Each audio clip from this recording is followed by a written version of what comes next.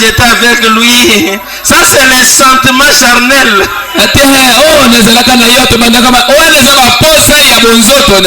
Oh, souci. Oh, vraiment souci. Oh, mabanzo. Vraiment. Mabanzo. On va parler. Qu'est-ce qu'on va parler? C'est écrit où? Bon, on va faire ce que tu as demandé. Mais ne vous mariez pas. Oh non! La parole de Dieu dit, si vous avez perdu quelqu'un, vous êtes libre de vous marier.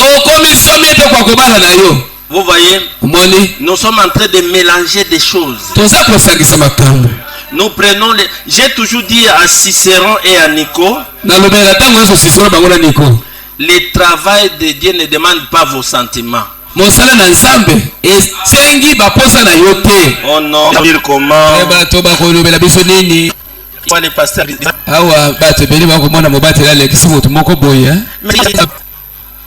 Écoutez, la Bible parle. Vous savez, quand on a on dit que dans le vieux dit le pasteur dit que moi c'est Alexis.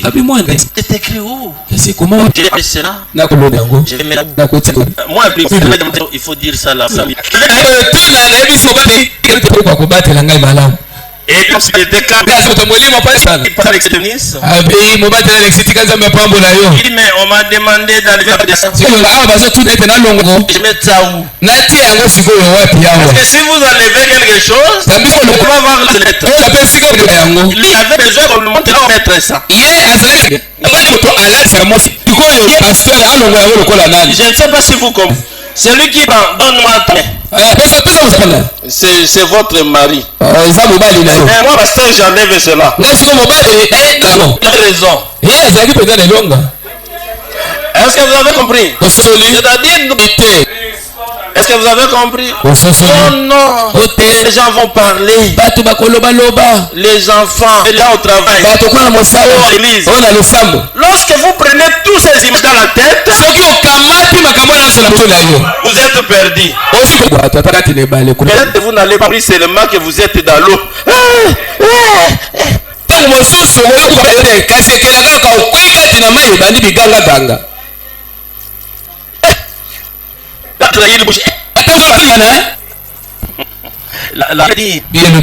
C'est la mort qui vous sépare.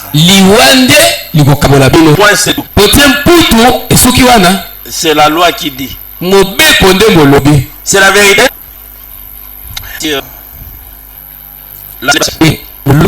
Demande qui a un motif valable.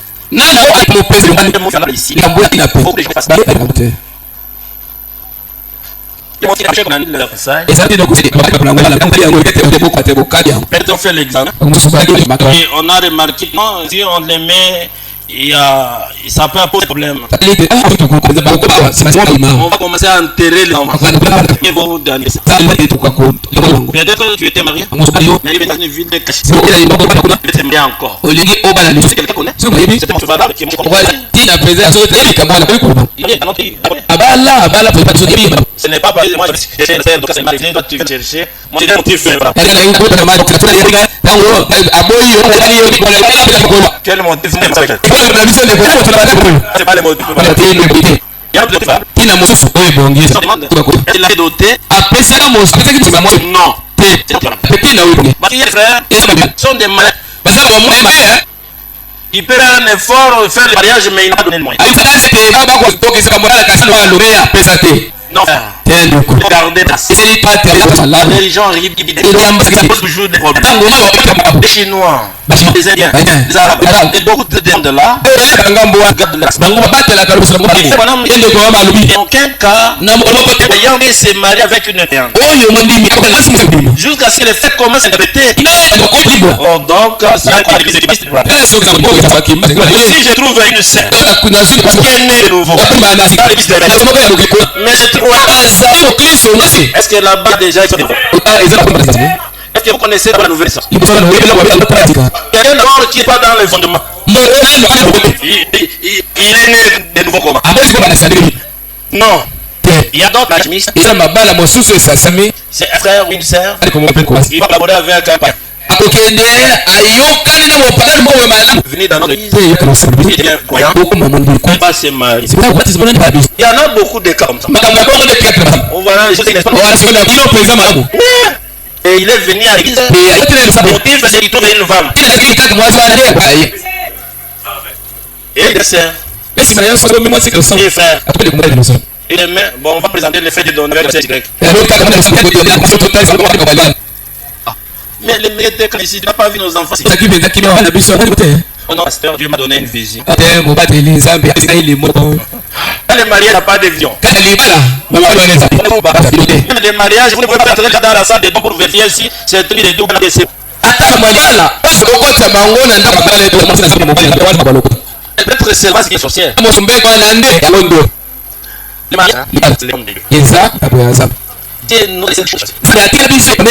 C'est une grande responsabilité. Vous ne pouvez pas entrer le mariage à cause des papas. Vous ne pouvez pas entrer à cause des mamans. Vous ne pouvez pas vous marier à cause de l'église. Le mariage, même si vous avez l'argent, c'est là le fait que tu dois te marier. Il y a certains pasteurs qui n'arrivent pas à assurer. Mais c'est un homme de Dieu. Le mariage, c'est un domaine de lui-même. Les chrétiens qui ne supportent pas le mariage, même pas je vous dis la vérité. Responsabilité, c'est quoi? Vous devez avoir peut-être. Le temps est venu. Je dois faire ma famille. Pour faire famille, je dois d'abord et je dois commencer à me débrouiller pour faire la famille. Et tu as des objectifs. Et tu as mis dans la vision. Et prier. Et tu vas beaucoup prier. Parce que le temps nous vivons, c'est ici. Il y a des frères qui se cachent comme il y avait le ninja. Et il était citoyen. Il n'avait pas beaucoup de temps. Il devait ça.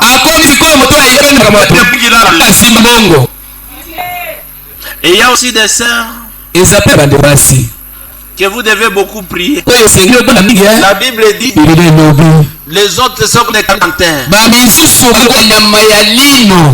j'ai déjà souffert avec cette maladie. On m'a levé beaucoup de dents ici. Et c'est pas une bonne maladie. Vous allez vous n'allez pas mourir, mais vous êtes toujours dans les douleurs. Sans quelle tribulation, vous allez commencer à avoir des tribulations sur la terre. Et il y a aussi des femmes portées bonheur.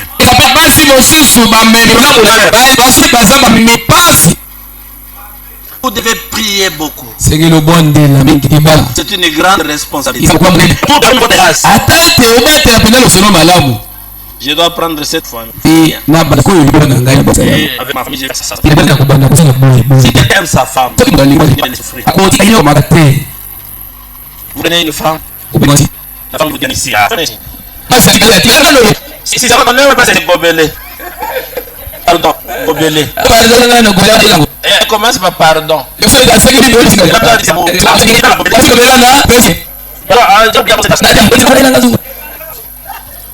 Et petit à petit, c'est ce qui se passe. Mais il est parti à Europe. Il est parti à moi. Là-bas, c'est l'homme qui est accusé pour aller chercher la fréquence. Tout l'homme qui fait. Et la femme, elle a des problèmes de réjouissance. C'est tout le monde fait. Mais on fait cela. C'est toujours. Et la Bible dit un féminin ne verra pas le Seigneur. Un homme, c'est un dictateur.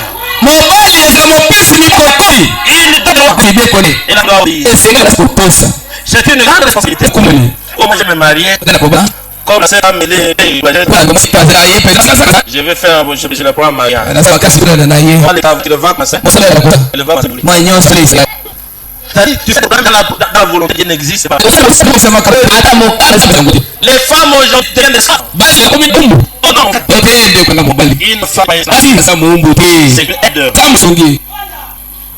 Il est pour vous aider à quoi? Dans tout ce qui est comme responsabilité dans la maison. ta femme, c'est votre fille. Pourquoi la Bible dit ils vont aller faire leur famille. Mais aujourd'hui, il prend aussi sa famille.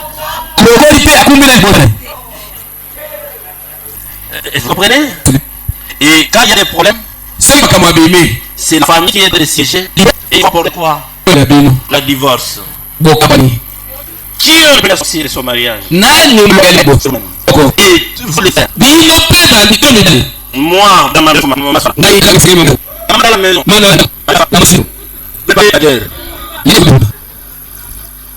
parce qu'il vient comme des mbars. Je peux laisser soit laissé.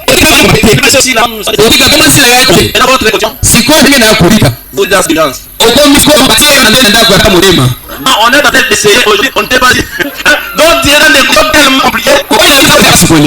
Et autrement, tu es très méchant. Et les gens qui travaillent ne comprennent pas. Les chefs, comment les choses comme ça? Les chefs,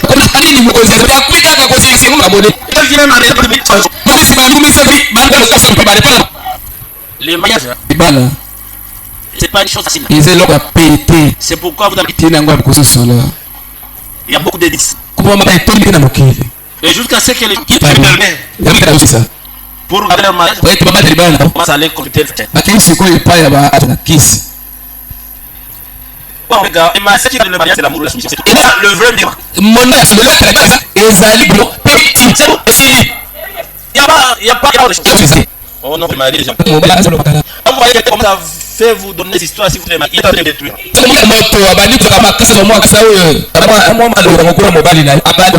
Faites attention. La religion qui se pratique aujourd'hui, c'est une religion qui ne se trompe pas. C'est une liste de messages. C'est pourquoi vous allez remarquer, les prédicateurs vont aller même chez les pentecôtistes. Et les pentecôtistes dans les églises. Vous voyez ici, il y a ce qui m'avait demandé, c'est lui. Il m'avait demandé de venir. Il voulait faire les gens ici, vous n'avez pas de message. Mukufeli baboti ya pamba tataza mama azali kafika kwa kulela bataza balobaka te kuri ça message mosako kibanda yote ko tangu oza ko vraiment demander si j'ai comme moi ça 50 $. Asenga ki Espagne ko yemba kuna pesa 50 $. Nale lisato et puis c'est mieux qu'on nous appelle là-bas. Mais nous on n'est pas allé là-bas. Si on nous appelle, nous allons les prêcher. Brand matin. Tu passes du message. Dieu a dit. C'est d'abord discuter avec ces dieux-là. Alors, dites-moi, c'est un prophète. Comment je peux se aider à la fois? Où les musiciens vont là-bas? Ils vont là-bas pour prêcher, pour Dieu.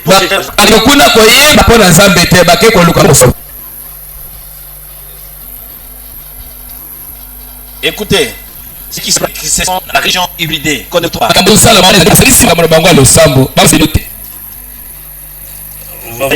J'ai des sœurs qui chantent ici.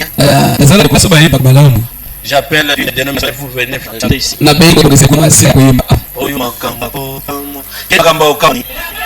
Tu sais, vous écoutez, ça fait du black, j'ai écouté. Papa, la région il est. C'est quelque chose que vous avez mélangé ça. Je vous pose une question. Je vais terminer par là. Qui peut me montrer là où les catholiques et les protestants et l'église qui existe c'est la campagne? Vous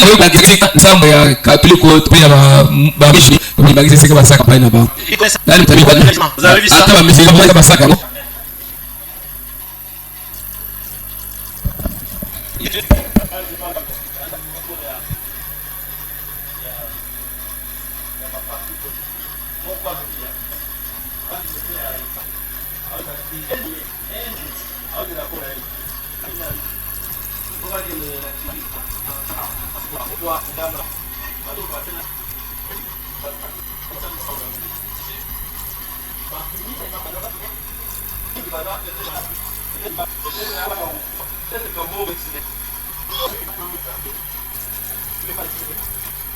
Je ne vais pas parler parce que c'est petit.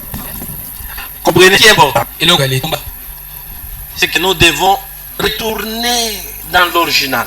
Est-ce que vous avez compris? Les gens vous disent, frère Branham a dit, je termine par ceci. Frère Branham est clair. C'est produit sans suspension. Terminons par la voie à laquelle Dieu a pourvu. Paragraphe 19. Pour montrer qu'il ne change pas. Dans Genèse 1, il a dit chaque semence produit selon son espèce. Que chaque semence produit selon son espèce. C'est précisément là que nous touchons précisément là. À quelque chose qui donne le coup fatal à tous les évolutionnistes. Vous ne pouvez pas faire certaines choses. Prenez par exemple le cheval. L'ânesse, croisez-les. Vous aurez un milin. Mais un milin ne peut pas se reproduire à son tour et un autre milin.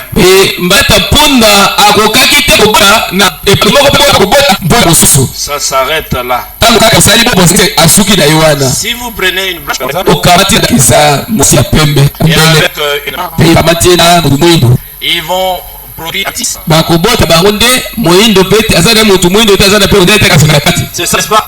Est-ce que le métier là peut se reproduire? Il produit? Non, nous sommes ailleurs à Madagascar. C'est là où il y a un centre de métissage, c'est Madagascar. Et nous avons, c'est là où il y a les conducteurs, les frères Calvin. Tout le monde est là. Si entre les métis mariés entre eux, il produit peut-être une masse. Vous avez la même Bendelo ici. C'est une basse. C'est une métisse. Moi j'ai pris son père et sa mère. J'étais là-bas, même mon épouse a vu cela. Et ils sont comme ça. Mais cette masse-là ne peut pas se reproduire. C'est ce que frère Branham dit. Vous prenez un Congolais et un Rwandais. Est-ce que les Bamoulengues peuvent se reproduire? Non, vous comprenez? Vous comprenez? C'est-à-dire, vous n'avez pas gardé votre race. Vous avez hybridé. C'est le péché. Si vous allez aussi dans le monde, vous prenez un païen, vous l'amenez ici, vous vous mariez avec lui. Donc c'est tout. C'est l'hybridation. Si vous prenez une blanche, c'est toujours mariage de Dieu. Vous devez garder votre sémence, votre race. Si vous êtes Congolais, vous mariez votre Congolais. Vous avez compris? Si vous êtes chrétien, mariez votre chrétien pour garder la sémence. Vous avez compris? Si vous êtes chrétien, ne vivez pas comme un païen. Nous sommes un peuple différent de tous les peuples. Nous sommes différents des catholiques, des protestants, des groupes de réveil. Nous sommes des sages de Dieu. Nous devons vivre ce que nous sommes. Et quand le message de frère Branham, il n'a pas quitté son message pour aller ailleurs. Ça c'est du mélange. Ça ne veut pas.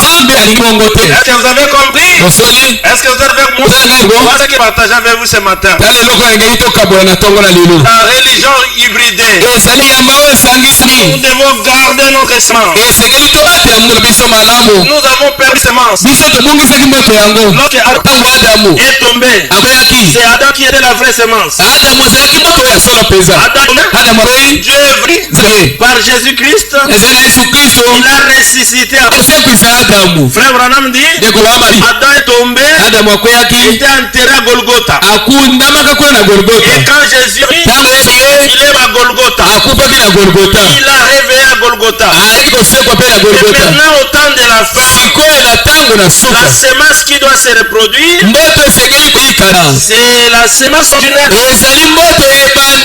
Donc le même Jésus, en d'autres termes, le ministère de Frère Branham, le ministère de la résurrection.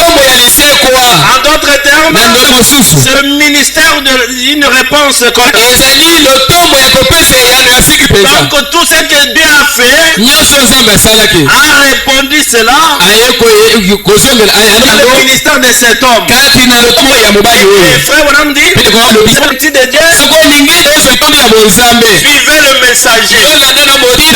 Il est votre guide. Il est votre guide. Vous ne pouvez pas laisser votre guide. Oh, Dieu m'a dit, allez d'abord, j'ai passé sur le parcours. Oh, Dieu m'a dit, allez là-bas. Non, votre guide est votre absolu. Il connaît le chemin. Il vous amènera là-bas. Et est-ce que vous êtes avec moi? Si vous restez là-bas, là vous avez la religion originale. Même si quelqu'un vient devant vous, il vous parle, vous allez le regarder seulement comme ça. Vous allez comprendre seulement qu'il est séduit. Beaucoup de gens sont séduits avec des brochures. Beaucoup d'églises ne gardent pas les bornes. Vous devez savoir une chose. Si vous voyez un Africain en train de faire beaucoup de bruit, derrière lui il y a un Américain. Donc si vous voulez me faire du mal, les Américains c'est la grande puissance. Derrière moi il y a un Américain avec la grande puissance. Soit rendu à Dieu. La pureté des messages. Si vous voulez regardez la parole de Dieu. Que le Seigneur vous bénisse. Que le Seigneur bénisse. Mettez-vous debout. On va chanter. Et puis on va prier.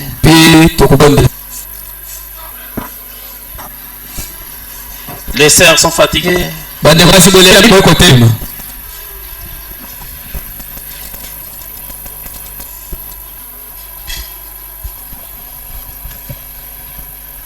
Chargez pour moi.